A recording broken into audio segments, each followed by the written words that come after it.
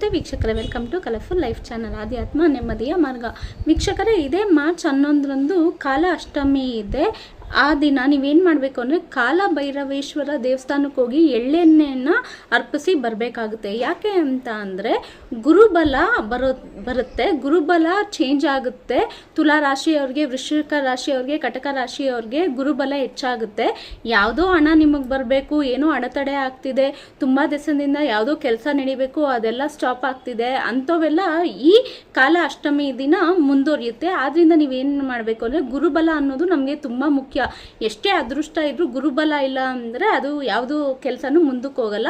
ಅದಕ್ಕಾದ್ರೆ ಆ ಕಾರಣದಿಂದ ಈ ಕಾಲ ಭೈರವ ದೇವಸ್ಥಾನಕ್ಕೆ ಹೋಗಿ 11ನೇ ತಾರೀಕು ಕಾಲ ಅಷ್ಟಮಿ ದಿನ ನೀವು ಆ ದೇವಸ್ಥಾನಕ್ಕೆ ಹೋಗಿ ಎಳ್ಳೆಣ್ಣೆ ಕೊಟ್ಬಿಟ್ಟು ಬಂದು ಯಾವುದನ್ನ ನಾಯಿ ಡಾಗ್ಸ್ಗೆ ನೀವು ಊಟ ಹಾಕಿ ಬಿಸ್ಕೆಟೋ ಊಟನೋ ಏನೋ ಒಂದು ಕೊಡಿ. ನಿಮ್ಮ ಗುರುಬಲ ಹೆಚ್ಚಾಗುತ್ತೆ. ನೀವು ಏನೇ ಕೆಲಸ ನೀವು ಸ್ಟಾಪ್ ಆಗಿದ್ರು ಅದು ಕಂಟಿನ್ಯೂ ಆಗ್ತಾ ಬರುತ್ತೆ.